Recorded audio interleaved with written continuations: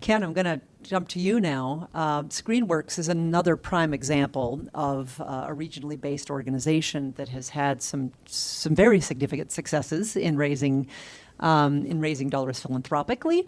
I'd like to explore one or two of the case studies that you would like to celebrate and think could be useful for this group, and particularly ask how has being based in a town, Ballina, near Byron, how is being in that kind of a region affected the following? Who you define as your networks of support, how wide those networks of support are, and how you go about engaging them. Yeah, it's a multi-pronged question, that one. And I have to say I'm really honoured to be on here, because when I was approached to be on an expert exchange, I just thought, wow, my experience has actually come out of necessity more than anything else, rather than something that I approached really consciously.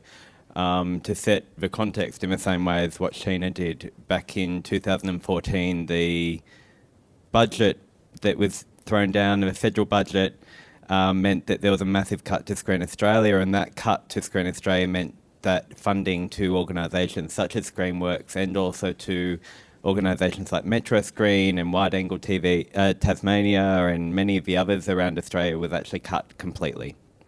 So we actually lost our core funding, and it really pushed the board and myself and the team, we're a very small team, it's only 2 full-time staff plus a couple of casuals now, to really think about what the organisation was, where it was going, and really think about who we were from moving forward. So it was really necessity that really triggered it.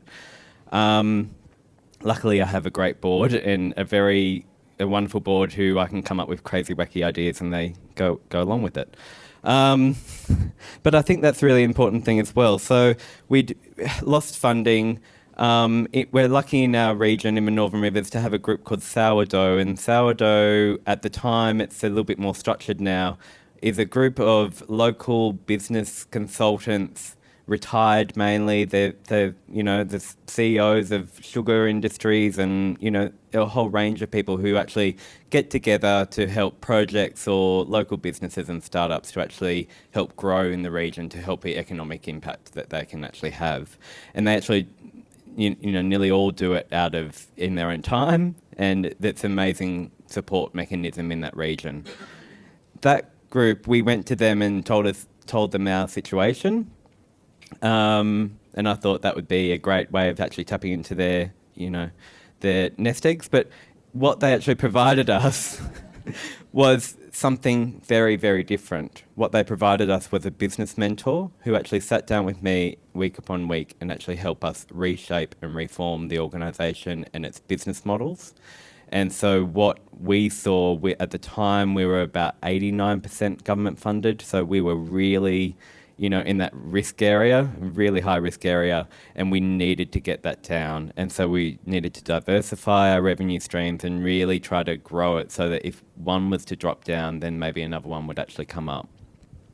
So that was the context that we were working in. From that stage, we decided, it'll be to see how it turns out, is that we have now gone from a very small organisation that just looks after the 7 local councils of the Northern Rivers, to decide to become, our first step was to run programs right across regional New South Wales, and that was in partnership with Create New South Wales and with their support, and that was one of the first responses. So we actually refigured ourselves, so instead of being a resource organisation, we became a service provider.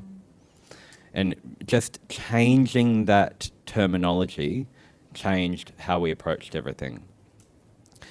Then in the last 12 to 18 months, we've now started working with every state and territory funding body, and are now rolling out programs across regional, rural and remote Australia. So no small amount of change there. Massive. So the one that I'm going to talk about is deadlock attachments. So there is a TV series on ABC called Deadlock. It was developed in our region in partnership with Evercloud Productions. and Screenworks, and with Screen Australia and Create New South Wales, and it was developed in the region over a number of years, and then it was coming back to the region in August of last year to actually be filmed in the region. And what we wanted to do together as the continuing on that relationship was to find the funds to actually support 9 attachments or work experience opportunities for 18 to 25-year-olds in our region. Our young people do not get the chance to actually get on-set experience, on-set or professional connections, and if they don't have the means to actually travel to a metropolitan centre or to a soundstage, then they just cannot pursue a career in the creative industries. It's a really challenging situation in the regional areas, and I'm sure a lot of you already know. So I was talking to my business mentor. A business mentor knew a person that was really passionate about retaining young people in the region and actually providing them opportunities. His name was John Bennett. He's our angel. And so he wasn't the person to give us money. He was the person to foster connections and introductions and believed, but we told him what we were trying to do. He believed in it, and he then went about using, he connected with a number of people. We put on a fundraising event. He invited all his friends. We then also decided he would set up one-on-one meetings. And that was when we started to really figure out what it was of what the depth of which we would actually have to go to. We didn't want to create this big giving circle or anything like that. In actual fact, we wanted to raise $40,000 in 3 weeks to support 9 people to have 4-week production. And so he organised coffee meetings with every single one of the people that he thought would be interested. And I went with him to actually meet with them and told them about exactly what they wanted to do, what the outcomes were, and they were people that he knew it would resonate with as well. And providing that support for young people was something that it all connected with them. I then found that just telling them what we wanted to do with them wasn't actually enough. So what I actually did do, and I'm glad I did it, although it was quite frightening at the time, was completely bare my soul and actually tell them the reason why I do what I do, and actually explain to them about how I grew up in a regional town where I did not have any avenue to pursue a creative industries career, and I was dissuaded from my creative industry career by my parents. I love them to bits, no offence, but for them it just was not a viable option because there was no one in that town who was actually doing it. So that is actually what drives me, and the work that we actually do at Screenworks is actually providing those opportunities and those connections. And once I actually started to explain to them what was driving me into this organisation and what was driving the organisation to do this, and actually connecting that to what we were trying to achieve, I think every single person that we connected with actually committed to supporting it immediately then and there on the spot. The first one was $5,000, and for us, we have not had any environment of donations or sponsorship or anything like that. This is all a new world. And the first time that someone said $5,000, I actually had tears in my eyes because I actually thought maybe we can actually raise this $40,000 in 3 weeks. And then another one came on for $5,000. And we were originally aiming for 20, and then I kind of went to Create New South Wales and said, look, I've been able to get 10. I'm really nervous that I'm not going to get another 10. Could we apply for 10? And they said, look, if it's matched, then maybe we can actually do that. And they came on board and actually gave us 10 to match it. So now we had 20, but then John went and organised another couple of meetings.